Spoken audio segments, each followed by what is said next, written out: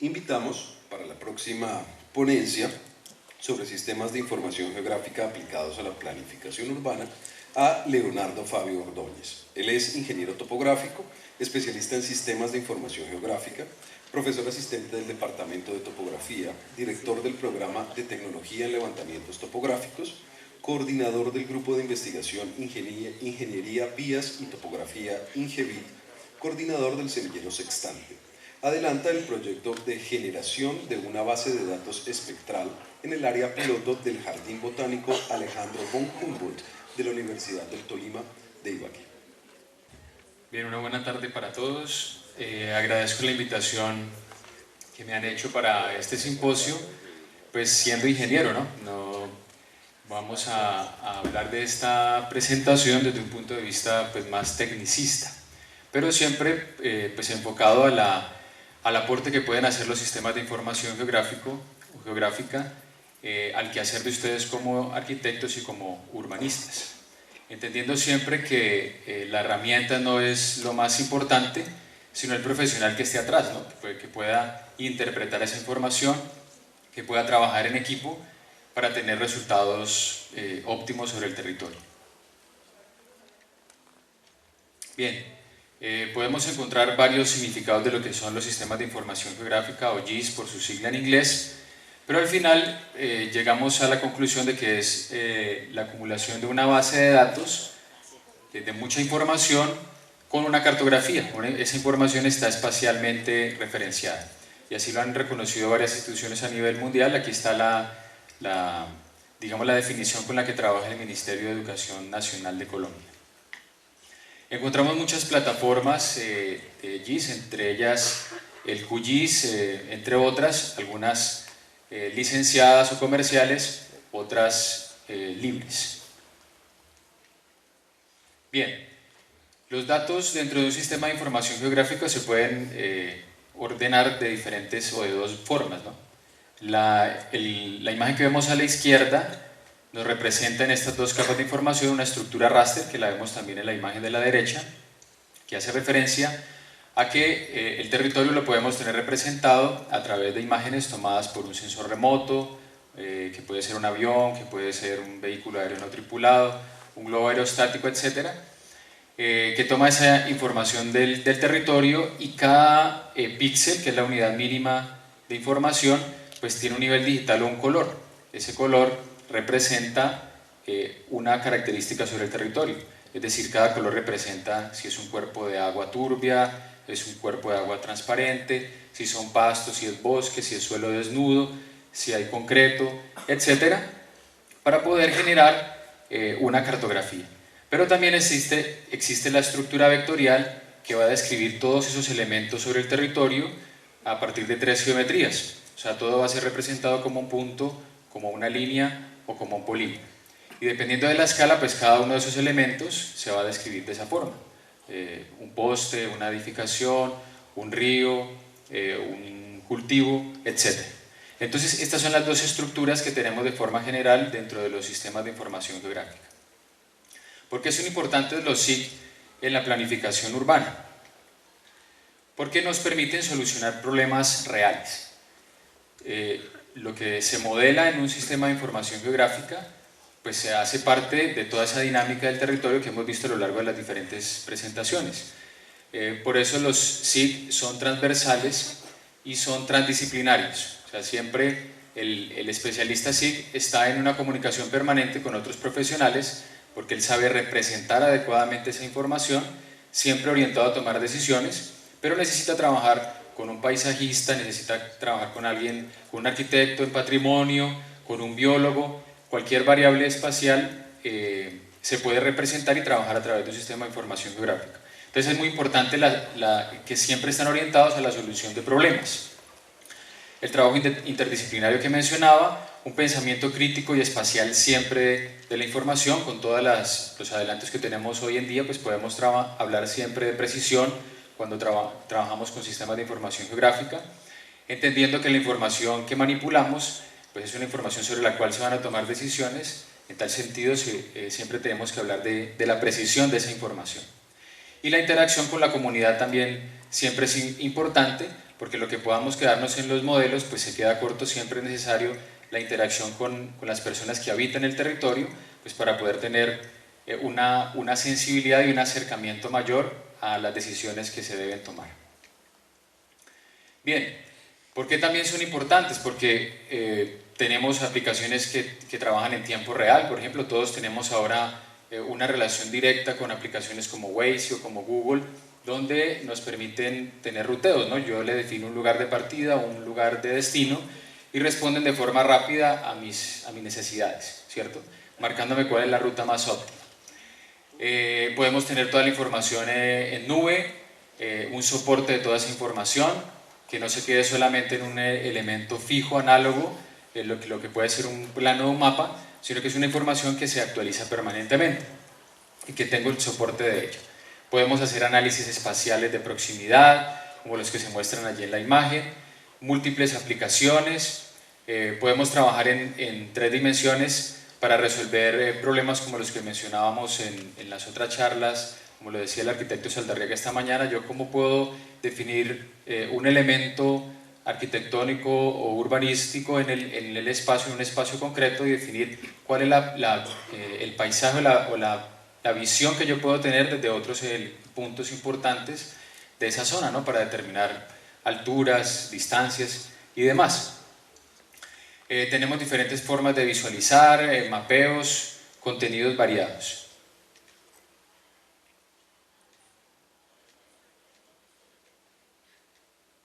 Y aquí el problema técnico que nos falta. Eso. Miremos algunos ejemplos exitosos. Hay muchos. Simplemente voy a citar algunos. Esta se denomina transformaciones residenciales sobre tejidos sin valor patrimonial en Valencia, España, donde ellos hacen un recorrido a lo largo de 200 años en la ciudad de Valencia. Estos planos que vemos aquí son producto de esos análisis en un software SIG, pero lo que buscan es identificar precisamente todos esos lugares que tienen un valor y se mapean a lo largo del tiempo, ¿no? Y como los sistemas de información geográfica lo que trabajan es con atributos, cada uno de esos elementos, que en este caso fueron representados por polígonos, que tienen esos atributos, entonces yo puedo generar todos esos estudios multitemporales y mirar cuál es el desarrollo o el cambio del territorio dependiendo de esas variables o de esos atributos que se están trabajando. Aquí lo vemos en una forma más detallada. Este ya no funciona. Aquí tenemos otro caso también en Valencia, donde se detectan nuevas construcciones a partir de ortofotos. Como veíamos en la conferencia de ayer, las ortofotos es un mosaico de muchas fotografías aéreas donde se ha corregido la curvatura del planeta, las deformaciones propias de la fotografía como tal, y yo puedo tomar medidas sobre ella, es decir, puedo generar una cartografía a partir de ella. Entonces, lo que se hace a través de este software es poder identificar los cambios. En 2006, por ejemplo, vemos aquí en este predio que no existe ninguna construcción. Aquí aparece ya en 2008 la construcción, en esa comparación que se puede hacer del territorio a partir de esas imágenes tomadas en diferentes momentos, y se pueden determinar también las alturas de esas edificaciones. Aquí lo que se muestran son los algoritmos. Esto es en el software ArcGIS, que es en el que trabajamos en el curso electivo que tenemos dentro del programa de arquitectura aquí en la Universidad del Tolima. Este otro ejemplo es en Aragua, Venezuela, aplicación de SIG para la gestión de planificación urbana en proyectos de desarrollo territorial. Entonces lo mismo, vemos todos los bienes de interés que tienen algún interés patrimonial, arquitectónico y demás, que están resaltados allí dentro de un entramado también de vías que, como ustedes ven, tienen diferentes colores, producto de los atributos también que se han trabajado allí para ver la conectividad, la parte de usos y demás, y se han generado también allí algunos planos temáticos de interés público y privado también para esta área. Este es en Jesús María, Argentina también, donde vemos allí también una zonificación del área urbana de esta municipalidad, lo que para nosotros es un municipio, donde también vemos el entramado de las vías. Recuerden siempre todo enfocado a tomar decisiones. O sea, siempre los sistemas de información geográfica son una herramienta que está orientada para los gobernantes o para aquellos que pueden tomar decisiones sobre el territorio, ¿no? Siempre buscando mejorarlo. Este es otro en Chillán, Chile. Vemos aquí otra ortofoto. Ustedes alcanzan allí a ver más o menos las diferencias de cada una de las fotos en el empalmado, en el mosaico, con las incidencias distintas del sol. Y lo que se hizo fue un modelo predictivo en la planificación territorial y evaluación de impacto ambiental entre 1978, 2006 y una proyección, ¿sí? Porque también no solamente permite identificar pues, los escenarios a lo largo del tiempo, lo que ya ha sucedido, sino también hacer predicciones, ¿no? Entonces allí también se prevén a partir de lo que se tienen de los análisis de lo ya ocurrido, se determina cómo se podría comportar el crecimiento urbano con diferentes variables, ¿no? Topográficas, sociales, etc. Este otro es en Quantum GIS, una herramienta libre desarrollada en una universidad también, que es la infraestructura de geodatos de la ciudad de Uster en Suiza, donde vemos una escala mayor. Podemos ver que pues ya no tenemos una escala, digamos, municipal, sino que tenemos una intervención específica aquí sobre estas avenidas, donde ya la vía no se representa como una línea, sino que se representa como un polígono, con otra serie de atributos, porque pues, la escala es mucho mayor, para la toma de decisiones frente a la intervención de todo lo que tiene que ver aquí con estas avenidas. En la parte de adquisición de predios, todo esto es muy importante, ¿no? El Instituto Geográfico Agustín Codazzi, por ejemplo, tiene todos los predios de Colombia en ArcGIS, lo cual le permite pues, tener ese inventario detallado de los bienes de Colombia. ¿Cuáles son las tendencias? Pues a principios de la década de los 90, que hablábamos podemos hablar del SIG 1.0, la parte de expansión no se conocía, era una nueva tecnología. Después vino lo que se conoce como SIG 2.0, la masificación, empezó a llegar a las universidades, muchas más personas utilizándolo. Después la globalización y estamos ahora en lo que se conoce como SIG 4.0, que es la parte de movilidad donde tenemos toda la información soportada, donde ya cada proyecto no es un proyecto de escritorio, sino que que tiene la posibilidad de ser consultado desde cualquier parte del mundo, que todos lo alimenten. Pues ahí, hacia allá es donde vamos o donde estamos. Estamos en toda esta parte de 3D, los ejemplos que veíamos en esos diferentes lugares del mundo son ejemplos en 2D, pero estas nuevas tendencias del SIG 4.0 nos permiten tener ejercicios como este, ¿no? A partir de planimetrías, de lo que teníamos en esos ejercicios anteriores, podemos generar este tipo de ejercicios de volumetrías, ¿no? Estos son los cerros de Monserrate y este es Bogotá, donde yo le puedo dar toda esta información adicional al sistema y clasificar también, generar planos temáticos 3D o modelos 3D, también siempre todo orientado a la toma de decisiones. Aquí tenemos también la posibilidad de hacer escenarios, ¿no? Entonces tenemos un mismo lugar y tenemos dos propuestas distintas para poder apreciar cuál sería la mejor, los pros, los contra, en un modelo digital dentro de una misma área de estudio. Y todo esto pues, con los atributos que necesitemos generar, además de los gráficos, reportes y demás que esta tecnología nos permite. Tenemos aquí también toda la parte de conectividad, ¿no? Normalmente en estas aplicaciones podemos descargar ubicaciones desde Google, o yo lo puedo alimentar con datos GNSS o GPS vulgarmente que conocemos.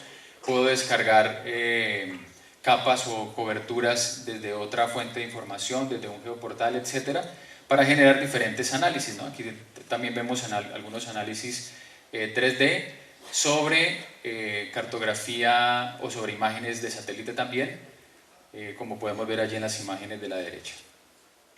¿Qué hemos hecho desde aquí, desde la Universidad del Tolima, con los programas de topografía, de dibujo y de arquitectura? Bueno, este es el Jardín Botánico Alejandro von Humboldt, que cuando llegamos a la universidad, pues veíamos que era un escenario al que la universidad le había dado la espalda. Cuando yo preguntaba, bueno, ¿cuál es el área que tiene el jardín? ¿Qué tipo de especies hay allí? Pues todo lo podíamos decir de palabra, pero nada más. Entonces, pues hicimos un ejercicio allí interesante desde el punto de vista topográfico. Se hizo un inventario forestal, cada uno de los puntos que ustedes ven ahí adentro es uno de los árboles de interés. Y además de toda la parte topográfica, el proceso de alinderamiento, por ejemplo, también que hemos hecho como un producto pues, para la universidad en la administración de sus bienes, pues se han generado algunos productos SIC, ¿no? Entonces aquí vemos una salida, esta es una salida desde Argis, donde vemos una clasificación, las manchas verdes que vemos allí son las diferentes especies que existen allí de guadua, de bambú, de helechos, de plantas que no se levantaron de forma individual, sino por áreas. También los nacimientos de agua que están allí, las líneas café que vemos son los senderos que existen allí también. Y este es uno de varios planos o de muchos otros, porque son algunas salidas, pero como los sistemas de información geográfica se pueden actualizar todo el tiempo, podríamos generar muchos otros, para que la universidad cuente con una herramienta en la toma de decisiones. Y las áreas, los colores rojizos, hacen referencia a las pendientes, ¿no? Ahí tenemos, eso es un cañón, tenemos áreas de pendientes incluso del 375% allí que son prácticamente riscos. Estos son otros ejercicios que hemos hecho también en curso.